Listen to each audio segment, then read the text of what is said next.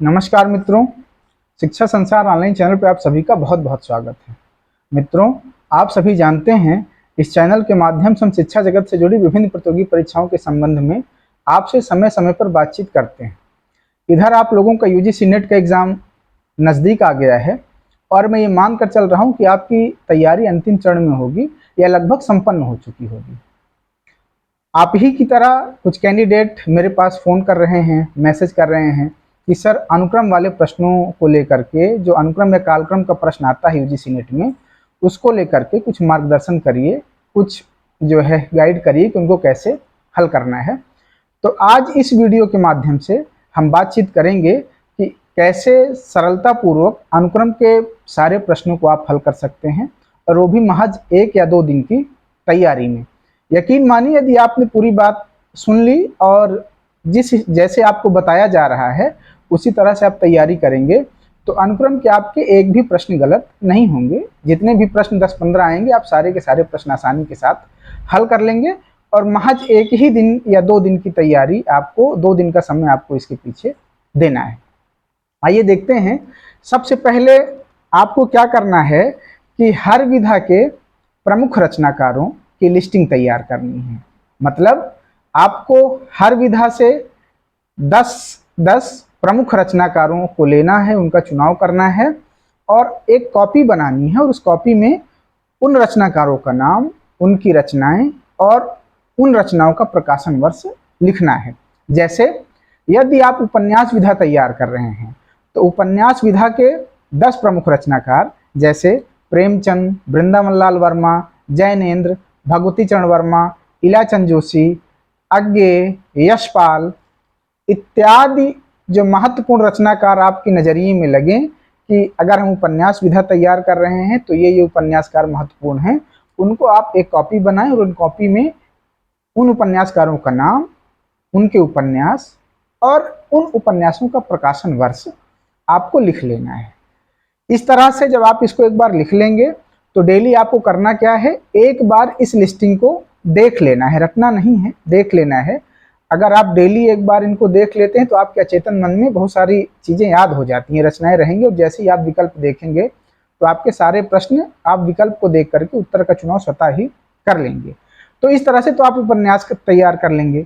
इसी तरह से कहानी विधा, आलोचना विधा, निबंध विधा, हालांकि कहानी आदि से प्रश्न कम आते हैं, लेकिन हमें जब बहुत मेहनत नहीं करना है, 10 ही रचनाकारों को लिखना है और उनकी रचनाएं लिखनी है, तो हमें करना क्या है कि 10 कहानीकार और उनकी प्रमुख कहानियाँ और उनके प्रकाशन वर्ष, 10 प्रमुख निबंधकार, 10 प्रमुख आलोचक और उनकी आलोच्य कृतियाँ और उनके प्रकाशन वर्ष, निबंधकारों के प्रमुख निबंध और उनका प्रकाशन वर्ष, इस तरह से एक कॉपी में हमको लिख लेना है।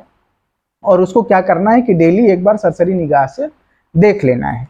कविताओं का भी प्रकाशन वर्ष पूछा जाता है, तो आपको हर कालखंड से प्रमुख कवियों को लेना है और उन कवियों के साथ उनकी कविताएं और कविताओं का प्रकाशन वर्ष अपनी कॉपी में लिख लेना है।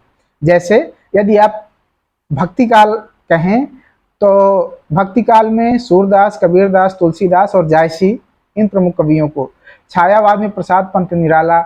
इसी तरह से आपको अगर रीतिकाल लें तो रीतिकाल में केशवदास, बिहारी लाल, घनानंद इत्यादि महत्वपूर्ण कवियों को, जो आपके नज़रिए में लगे कि इन्होंने हिंदी साहित्य को समृद्ध करने में अपना योगदान दिया है, उन्हीं को, महत्वपूर्ण लोगों को, महत्वपूर्ण कवियों को अपनी कॉपी में लिख लेना है, उनकी प्रमुख रचनाएं लिख लेना है और उनका प्रकाशन वर्ष लिख लेना है। ऐसा करने में आपको बहुत समय नहीं लगेगा। आपको हर विधा से मात्र 10-10 रचनाकार ही लेना है। कविताओं से हर कालखंड से मात्र 3-3, 4-4 प्रमुख कवियों को लेना है। ये 1 दिन का काम है। 1 दिन में आप बैठ करके आराम से ये काम कर सकते हैं। और जब आप लिस्टिंग बना लें तो आपको करना क्या है, डेली एक बार आप लिस्टिंग को देख लिया करें। पढ़ने के क्रम में जब भी आप पढ़ाई करते हैं तो एक बार सारी लिस्टिंग देख लें, उसके बाद उसको रख दें। अगले दिन फिर जब आप पढ़ाई करने बैठे तो एक बार सारी लिस्टिंग देख लें, उसके बाद फिर उसको रख दें। इस तरह से आपको, आपने जो लिस्टिंग तैयार किया है उसको आपको अपनी निगाह से सरसरी तौर पर देख लेना है, इतना करना है। और यकीन मानिए रचनाएं आपको याद हो जाती हैं। जब आप विकल्प देखते हैं तो आप सारे प्रश्नों को सही कर लेंगे। इस प्रकार से आप सारे अनुक्रम के सवाल को सही कर लेंगे, एक भी प्रश्न आपका गलत नहीं होगा। लेकिन ध्यान रहे आप आलस न करें, इनको आप अपनी कॉपी में, अपनी नोट्स में ज़रूर लिख लें जिस तरह से हम बता रहे हैं, और डेली एक बार देख लिया करें।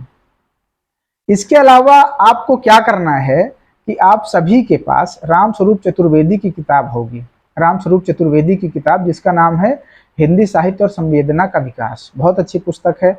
इसके पहले की वीडियो में भी हमने इस पुस्तक को पढ़ने के लिए आपको सुझाव दिया था। संभव है आपने पढ़ा है या नहीं पढ़ा। अगर पढ़ा है तब तो ठीक है, अगर नहीं पढ़ा तब भी ठीक है, पढ़ने का समय नहीं है। जैसे बताया जा रहा है उस तरह से आपको काम करना है। तो आपको करना क्या है कि जो रामस्वरूप चतुर्वेदी की किताब है हिंदी साहित्य और संवेदना का विकास, उसके सबसे पीछे में आप जाएंगे, सबसे पीछे जाएंगे तो परिशिष्ट दिया हुआ है। उस परिशिष्ट में 4-5 पेज या 7 पेज आपको प्रमुख रचनाकार और उनकी रचनाओं का प्रकाशन वर्ष दिया हुआ है, ऑलरेडी दिया हुआ है।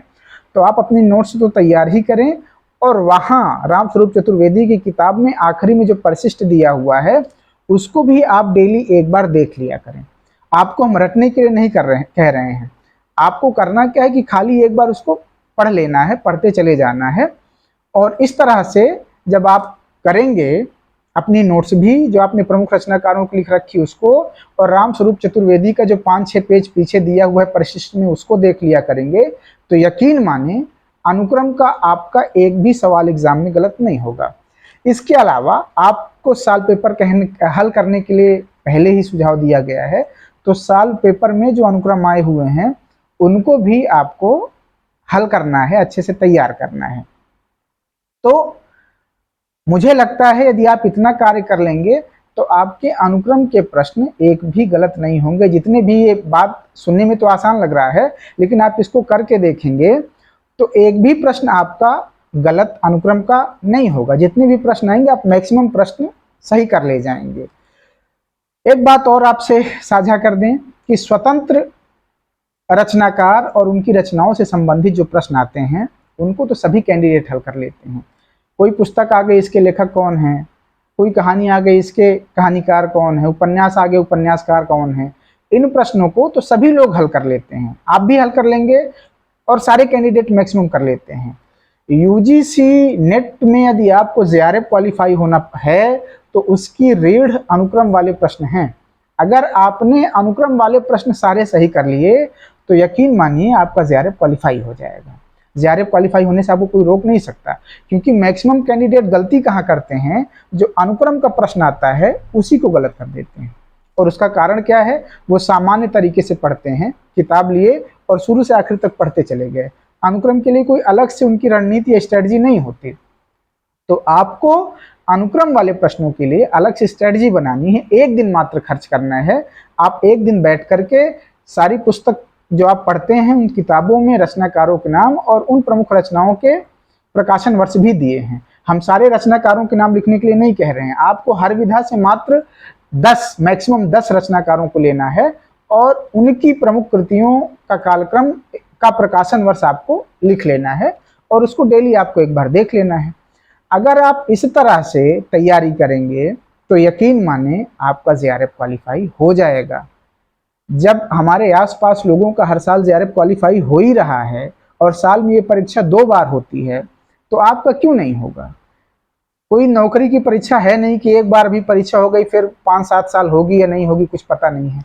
हर साल यह परीक्षा 2 बार होती है। तो आप अगर प्रयास करेंगे, सही दिशा में प्रयास करेंगे, तो निश्चय ही आपका भी जेआरएफ क्वालिफाई हो जाएगा।